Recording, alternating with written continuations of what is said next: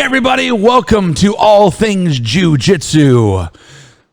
Our host, as always, the one and only Professor Papa John Gorman. Keep it down. And my name's Craig Anthony. Just your typical purple belt, ready to have a little fun with you guys today. Well, okay, not so typical purple belt. There is nothing typical about me whatsoever, I would like to think. So, before we get started, of course, we want to give a big shout out to Dolomer Sports Surfaces.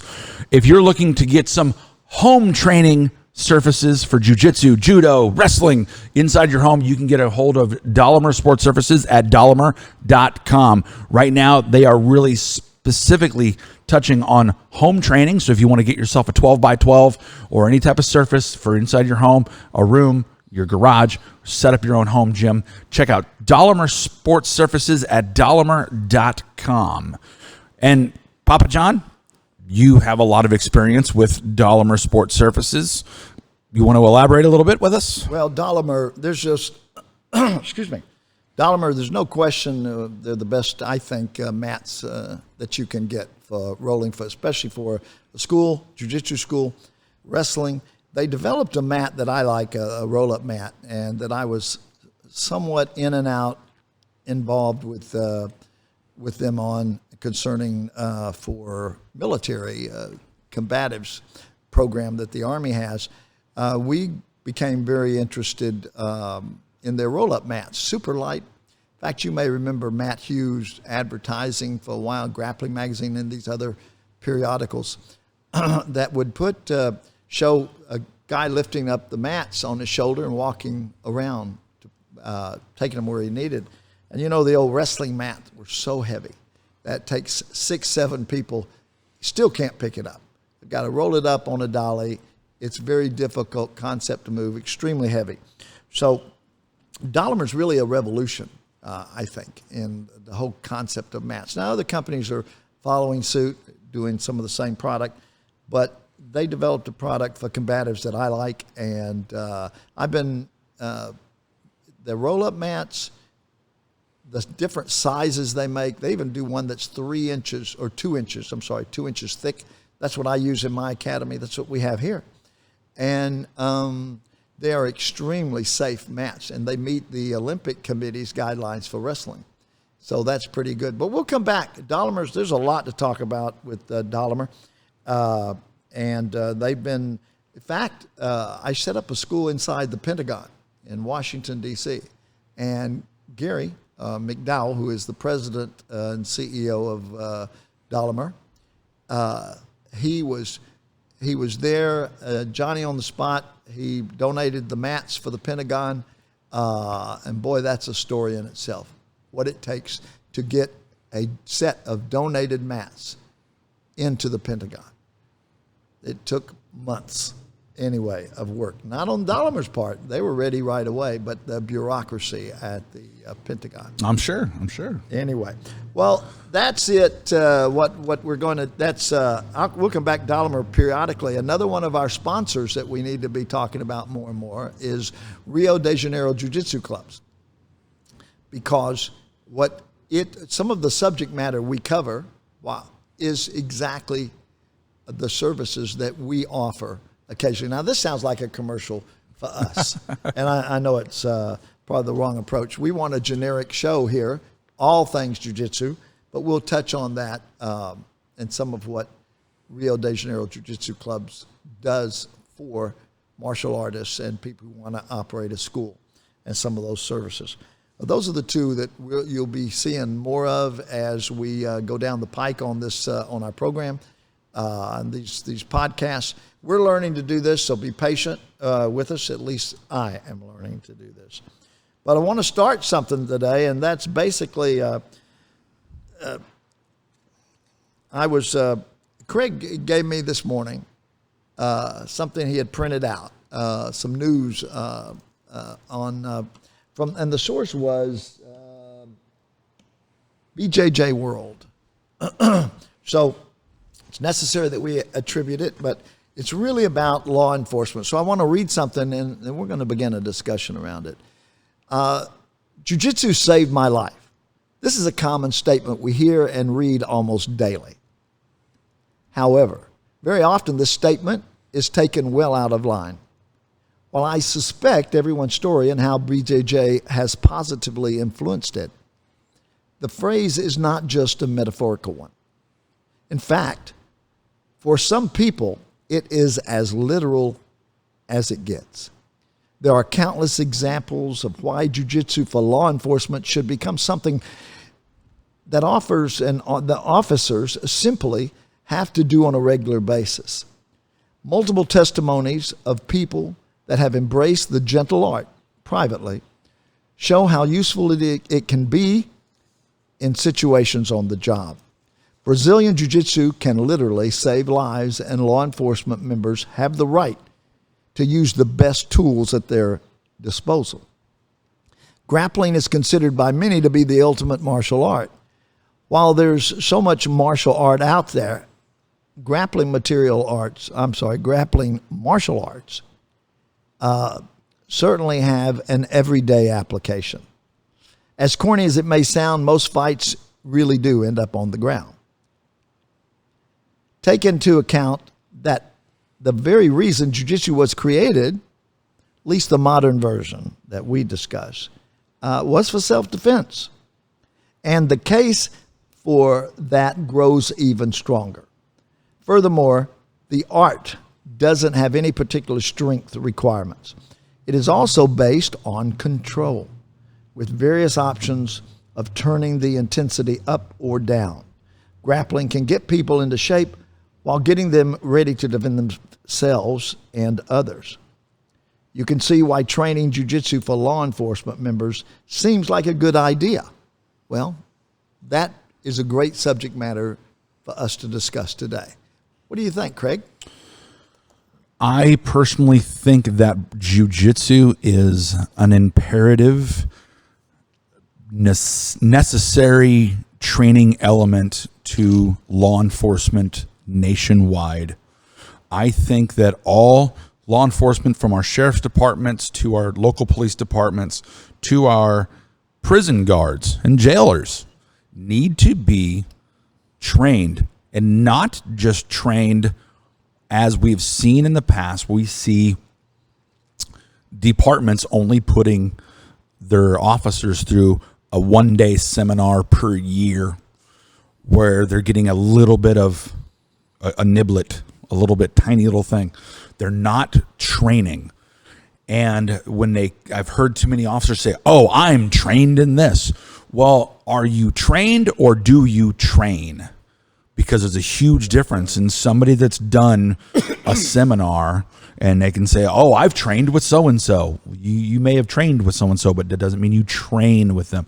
We need our officers training weekly, daily. I personally believe that 20 to 25% of an officer's time on duty should be spent training, be it Brazilian Jiu-Jitsu or de-escalation tactics, but it should be a constant, every day, all the time type situation. Well, I think that 25, it'd be wonderful if that was possible, but that'll never be achieved. That'll never be possible. Financially, it's not possible. Correct. For the community to support paying an officer to be trained that much. You can never get enough training. That's true. And you know, from just doing jiu-jitsu, for the years you've been doing jiu-jitsu, it takes time to learn anything.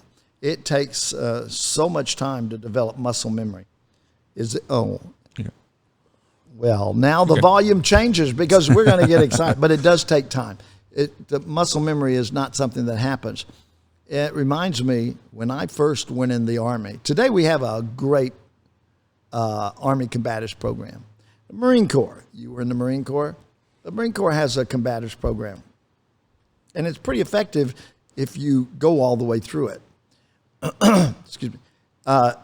In the Army, what we learned, the way it used to be for combatives, you learned them in basic training. You learned combatives. And combatives was the old line style of combatives. Hooah! And step back, hooah! And keep doing that back and forth. There was very little practicality. It evolved into, I think their graduate level of that was when they gave you 2 sticks with some cushions on the end of it called bugle sticks and had you slug it out with each other. Well, that's not exactly learning or training over the long haul, because you leave that field and it's over. You have very little retention, very little you've learned in the long run.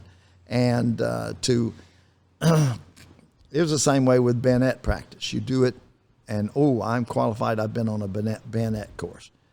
It's a skill. Everything is a skill, and you have to learn it. So military doesn't get enough training, or didn't used to. They're getting more now. Same way, but law enforcement officers, after they leave an academy, they are constantly getting little snippets of training. It's usually what the latest law is that they have to adhere to, that ties their hands often even more. So training for skill, muscle memory, you don't see a lot of that.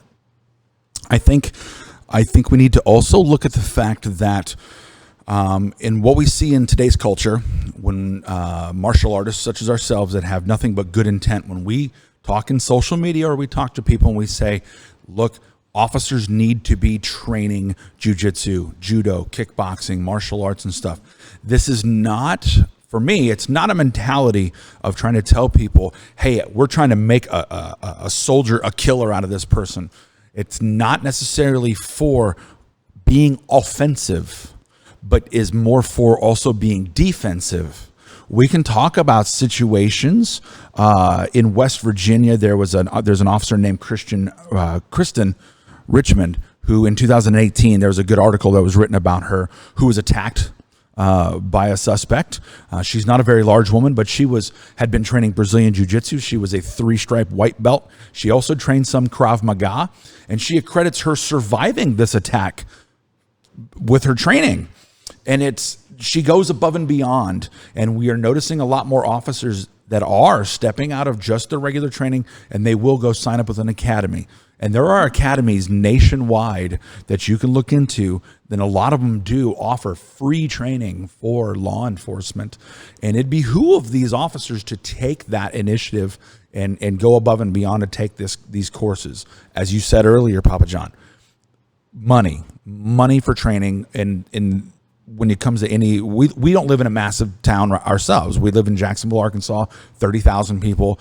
We can pretty much look at a budget for a department that size and say there's no way that they're going to shovel, say, $1 million a year to train all 80 officers continually. That's just not feasible in most departments. So it is a smart idea for officers to. There are other considerations for that too. Then they have to look at state laws that are applicable that their training has to meet. You have to, if you're going to deviate from that in any way or enhance a skill, you have to go sometimes and propose new laws and guidelines and prove the ability of that new concept. And so it's a lot more complicated. We've made life very complicated in this country, no question. But your point about the girls, we'll take it. That she was an officer, right? Well, I've got an example, and I can't remember who it was. I was in Tulsa with someone. We were doing a seminar, and only 2 things were taught. We had a couple of girls in there. Only 2 things were taught, and one was working from the guard position. And a guard position is where you have your legs around your opponent anyway. This audience knows that, but so it was new to the girl, though, the guard position. And while there, a choke was demonstrated. How to use a T-shirt, actually, to get a choke. And I do that. It's one of the first things I try to teach people, and it's very effective. And that's all she got out of our course. She had to run, had to leave. And we're inside still going on with rolling, whatever part we were at in the seminar. And she got attacked. And she was attacked getting into her car. The perpetrator in this case got between her legs and had certain goals he was attempting. And so she had just been put in that position and shown how to do a very effective choke.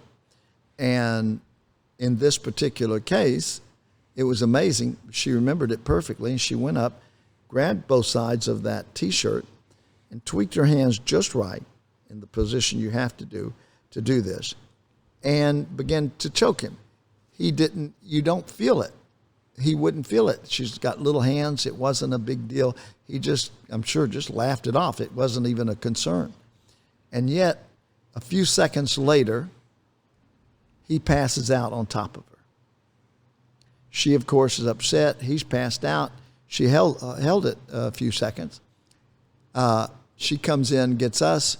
We go outside. And I think the rest of that story is not necessary to tell, but it was extremely effective. And so I think it's a vital part of self-defense, and certainly for law enforcement officers. And involves, by the way, we don't talk a lot these days about wrist locks and things like that in jiu-jitsu. It is part of jiu-jitsu, and we need to incorporate more of it. But certainly, the very least that law enforcement officers can do is be conversant and skilled in multiple wrist locks. There's a plethora of them that give them all kinds of protections when they go to control someone. We get a lot right now with some of the stories that are coming out. I hear all the time, why didn't those 2 officers, 3 officers, 4 officers, why did they end up having to go to a taser? There's 3 officers there. Why couldn't they just control the guy? Why couldn't they control the guy? And we have to get really into the actual physics of things and the mentality, and realize you could be dealing with a suspect that's on drugs. That is literally almost impossible. PCP makes somebody, I'm a 6 foot, 250 pound man. If I were to be high on PCP, it'd be extremely difficult for multiple officers. Now you get the typical person who they're trying to be detained. They don't want to go back to prison. They're going to fight. It's not as easy as society tries to make it out to be. There's a good video that I've watched online of Brian T. City Ortega from the UFC, who was doing seminars with Henner and Hedon Gracie, because they go nationwide and they talk to police departments everywhere. And T. City is handcuffed behind his back, and he's on the mat, and they tell these 2 officers that are training, restrain him, get him completely restrained. And this is 2 good, strong physical officers, and they couldn't restrain him, and he was already handcuffed. We have to sit back and think that it is not 1 + 1 doesn't always equal 2. If you think, oh, well, he's a cop and he should be able to do this to this, doesn't work that way. Physics, like I said, all types of things come into play. There was an officer about 3 years ago in Chicago, and there's a good video of her being attacked by a rather large man, and he's beating on her. She was afraid to pull her firearm and shoot because she was afraid of going to prison for murdering somebody when she was defending herself. So she literally took a beating and damn near got killed by a suspect until somebody arrived to help her because she didn't have any skills. She didn't have any way to do this. Well, the point you made, staying on that, is subduing someone that is necessary to be subdued and controlled. That's what jiu-jitsu is all about. Yes. And that's what, as the article that we were referring to earlier on, I think also states, it reigns supreme there. That is the strength. One of the things I teach just when we were just rolling for fun is learning to just control the opponent on the ground and resting while you got total control. Being able to rest, subdue your opponent in a way that he can't really do anything or continue the action. But there's skills in even doing that. You have to learn it. You have to practice it. It's well and good. The public, though, sits on the outside. You alluded to something else. They sit on the outside and say, well, they should be trained for this. Okay. If they go and look at a curriculum, it's packed with all the things they have to learn. And there's very little time to learn any of this skill at all. This is something that takes time over a long period of time to develop. Because it involves muscle memory. Muscle memory is not something that just jumps up at you as soon as you've seen it, or seen a picture, seen a video, or seen some cool demonstration. And the best example of that for everybody sitting at home or who wants to criticize and say you should know this from just some kind of quick training is the idea of a baby. A baby has to learn to walk. In a fight, you have to learn to move a certain way. You have to learn how to understand what the opponent is doing and move. This takes time. Give you an example for the baby. A baby takes a step, first step. You watch a baby stand up first. It's all shaky, can't hardly move. Well, there's neurons that connect to the muscles and do the communication back and forth to the brain that has to be taught. It has to teach the baby, those muscles, how to move.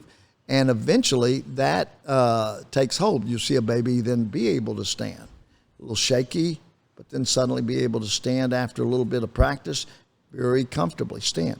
Same with that first step. Take that first step, they're shaking, maybe fall over, stand them up.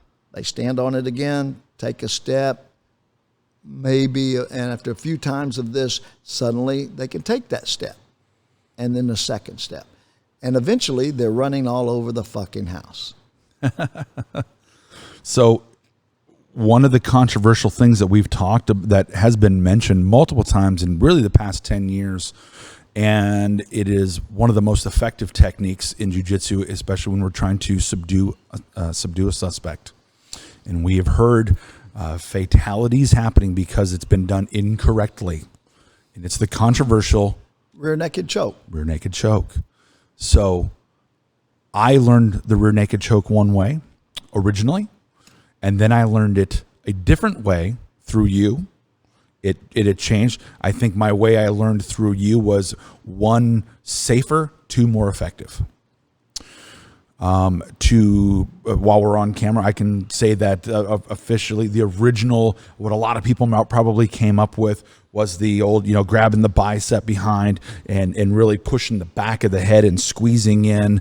And if you're not positioned correctly, you could be putting that forearm on the trachea, not really lining things up very well, causing a lot of problems to the cervical spine and a lot of issues. So in a street fight, you could say, oh yes, that could be effective in a street fight. However, when you're training with your partners, you don't want to injure your partners. And of course, if we're talking law enforcement, as we are right now, you're protecting citizens. You're protecting citizens. So now I'm going to let you take over though and really discuss why it is so very, very important that one, how it is effective, but two, safely why it is safer when taught correctly. Well, this discussion is an ongoing discussion that's obviously not going to be solved by us today, but it goes back a long way. The person that we give the most credit to for establishing jiu-jitsu, the guy who went from the United States from Japan to the United States, then ultimately to Brazil, Mitsuyo Maeda. He's the one that gave Carlos Gracie his black belt. That started the Gracie enterprise. Well, he had to actually go into court in Cuba to explain to a judge and demonstrate why it is the safest way to control someone and to subdue them, and that is totally safe if it's done properly. And that means even after they're put out, if they're completely subdued and put out, they're only out for a few seconds unless you have not applied it properly. And by that, you hold it for 3 minutes, 4 minutes, then you're going to have a lot of problems as a result of that. But holding it for a few seconds, it's 6 seconds, 10 seconds, they're going to be fine. So are you. They're going to recover almost instantly. But the interesting thing is that the judge, I believe, I'm going to have to research that. I think it was done to support a law enforcement situation in Cuba. And so it's been being discussed. That was early 1900s. Just think about that, or in 1910, somewhere around there. If you take it to where we're at today, remember the New York incident, the big fella that was They said that he died of, they keep referring to, the media does, as a chokehold. They didn't have a chokehold in him. They had a headlock on him, and it was just to control him, to move him down. After he was on the ground, they didn't apply that anymore. You have to look at that. That was totally wrong, the way the description and the way the media jumped on it. That creates a whole lot of misinformation, and people jump on that. And that's why city councils and people say, oh, no chokeholds for us. No, we're not. We got to do this a different way. Well, they don't understand what they're talking about. And because of that, they are putting their employees at risk. They are putting the public at risk. You pointed out the necessity of training. This particular skill set doesn't really require an awful lot of training. It requires learning how to do it properly, how to apply it from where you can apply it, then applying it judiciously. I can't even pronounce it. Big words today. Yeah, I don't know what's wrong with me. I didn't. Anyway, but more coffee for Papa John. I'll take it. There is, though, the whole concept of applying it, using it, and just not letting it become the whole thing. I guess everything, the end all to the process. But it's the easiest way to control somebody. It's the safest way to control somebody. And you've seen it done 1,000 times in the UFC. And you will see those guys get up a few seconds later. Well, I think we also need to realize, too, that when we're talking about a rear naked choke and we're talking about what has happened, what kills people. And it's not necessarily the time when I can tell you right now that half the time an officer in the heat of the moment throws an arm around, they've got the blade of their forearm in the throat of the suspect, they're crushing down in and they're holding it tight. What are they doing? Well, you know what they say, there's a big misconception too, and I want to just tweak that a little bit. You're right. You don't want to do damage to the trachea, although in a fight and a control, things can get kind of scary and hairy, so you do anything to win the fight or to come out on top. But you will hear people, it's a common expression to say, well, you're shutting off his blood. That's why he died. Or he's shutting off his blood. Air. That's why he can't, the oxygen can't get to his lungs. That is a total misunderstanding of the physical process. To this day, you will have black belts tell people, this is a blood choke. It's not a blood choke. What you're doing is applying pressure on the two carotid arteries on both sides of your neck. You're doing one with the bicep and the other with the part of the forearm. And as you're applying that pressure, it's putting this certain amount of pressure, and that there's nerves associated with each one of those. It is the nerve that instantly sends a message to the brain, shut down. Has nothing to do with oxygen deprivation. Correct. Has zero to do with, and this is a gross thing to say, but if you cut someone's head off, they're still alive for a few seconds. The head's looking, it was, and you got blood still flushed in there, and you got eyes flickering. Now that's not something that there's a great deal of research available on, but there is research on it. The French guillotine, there were people who studied people who were guillotined, and the point I'm trying to make is that it takes 7 minutes to really kill somebody by being deprived of oxygen. Now, you'll have brain damage occurring with less time than that, but you have to consider that 10, 15 seconds is not going to do any damage because it doesn't stop oxygen, doesn't stop blood, because putting pressure on that nerve hasn't cut that nerve off. It might slow down the blood, but you're getting blood from other sources to the brain too. So anyway, big misconception, but it's a standard one, and it's an easy explanation that people like to take of the rear naked choke. It's a blood choke. Okay, well, that's Listen, I don't know how we on time. Do we have an idea how much time we have left? Or we want to? Well, we're at 30 minutes, but we're still good. We still got another really good. Okay, we're going to change from that hardcore serious topic to something a lot more fun that we want to talk about that's kind of all over the jiu-jitsu world right now, and that's this really, really great conversation. The challenge that has been laid forth by the king himself, as he's self-dubbed, I believe, the king, Gordon Ryan. Oh, my goodness. Yes, offers the challenge, for those who don't know. To Andre Galval, $1 million if Galval will fight him in a submission battle only with no time limit. And I believe that the challenge is, I think he's even said to Galval, the reason is because you have no submissions. That's one of the greatest jiu-jitsu players of all time, and he's saying that. So I'm convinced right now that if we watch this battle take place, Gordon Ryan may well be a better grappler and capable of submitting Andre Galval. He has perfected a lot of skill over the last few years and become one of the reigning stars of professional jiu-jitsu, that these matches where they're paid big dollars.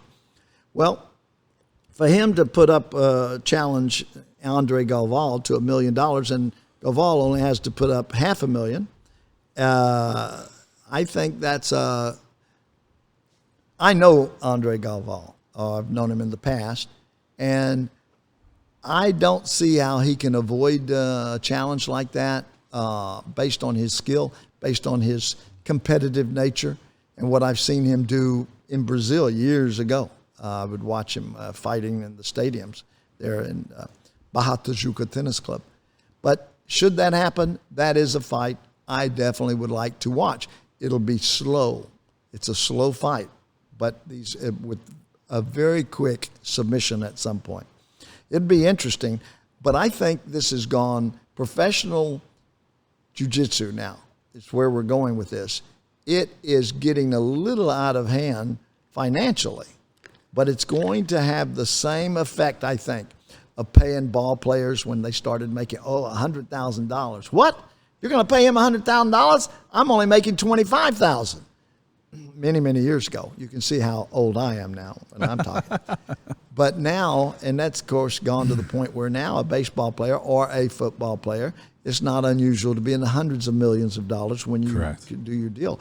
And you see that beginning as the groundswell for this type of fighting has evolved and grown.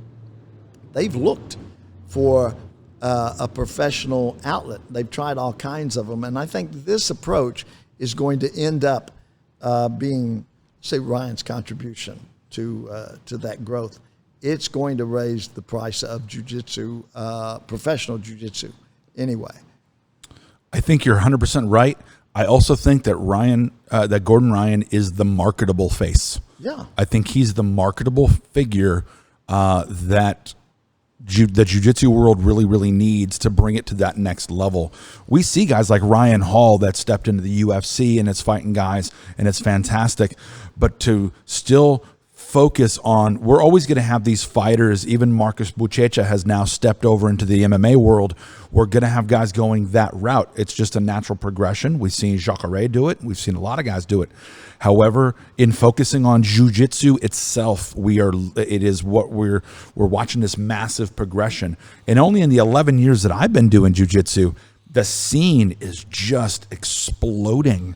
And it's great. It's exploding in a lot of different areas all of a sudden, professionally in a lot of different areas. You have the different types of tournaments now that are beginning to sustain themselves for that type of competition at a higher level, at a higher cost. Then you have the evolution of MMA, where it's gone. It has gone in so far now. There's so many. There were a lot of smaller venues, smaller companies that got on board as soon as it started with the success of the UFC. UFC, of course, being the granddaddy of it all. You have other shows, smaller shows that are enjoying the normal ebb and flow of a free marketplace. They collapse on themselves or they grow and thrive. And what's happening now, though, there seems to be a baseline that's forming. You've got more MMA shows going on, and you've got a diversity within each one of them that's developing. Best example is Dana White. Dana White's Contender Series. That evolved for over 3 years.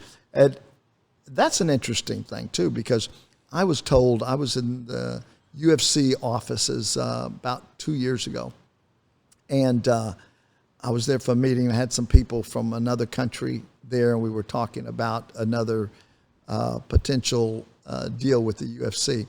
And during the discussion, the CFO for the UFC and the COO mentioned that show was costing between $450,000. The show that was called Tough, the Ultimate Fighter. Ultimate Fighter. Yeah, where they followed the fighters in the house and Yep. did all that reality TV stuff. Well, that show was costing them between $450,000 and $750,000 to do, and was becoming. And as you know, yes, a lot of money in the UFC, but the UFC for years was up and down on its finances, clawing from week to week sometimes to stay afloat. Well, that became very popular, and I didn't like the idea that they might do away with it. But during that discussion, when we were in that office, that stuck with me how expensive that was. And at the same time, that summer, they had started Dana White's Contender Series. And they said they're looking to see if that could be a substitute for that show, because they're finding they can produce that show for less than $100,000. And that was, as I've watched it, I liked it. It became a lot quicker.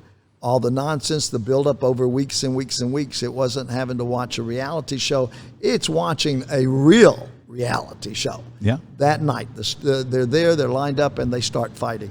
And today, how much time do we have? Well, we're going to about wrap this up. Well, we will just. But you got a point. Last story on this, and guys, I go over all the time. Lots of stories. That's what happens when you're 72. But I just got to the Contender Series for this year. I have UFC channel, but I just started watching it. I'm on week 3. I think it was the other night. Me and a friend of mine, one of my students, watched it. Holy mackerel. Week 3, 5 fights. Incredible fights. Every one of them was a marquee fight. Not with names, but in terms of style and what they were doing. And 4 submissions, but one, a guy never stopped trying to get him and going forward and fighting like crazy the whole fight. And even the opponents that defeated guys, they were fighting for those contracts. That night, Dana White gave 5 contracts. Never had happened before. So anyway, we'll end it there. It's a great one to watch. Before we end it, we're going to call it. So we're going to have Andre Galvao. If this fight happens, Andre Galvao versus Gordon Ryan. Call it. Who's going to win and how they're going to take it. Name the submission and who you think's got it. If Gordon Ryan, he's a younger athlete, he's more prone to this kind of fight. I think I would hand it to him by probably a heel hook, certainly something along those lines. But I hate to go against Andre Galvao. He is one of the greats. I mean, they're both ADCC champions. They're both been at the pinnacle of the game for years. So my guess, I'm going to go with the king himself. I'm going to go with Gordon Ryan. I'm going to say he's definitely going to end it with a footlock of some sort. Yes. Toe hold. I'm going to call toe hold right now. So I think he won't toe hold on. Well, for Professor Papa John Gorman, I'm Craig Anthony. This has been All Things Jiu-Jitsu. Tune in next week as we got more great stuff coming at you guys. We thank you very much. Hit that subscribe button right here on YouTube and everywhere else you're listening to us. Subscribe, and we thank you very much. All Things Jiu-Jitsu. See you next time.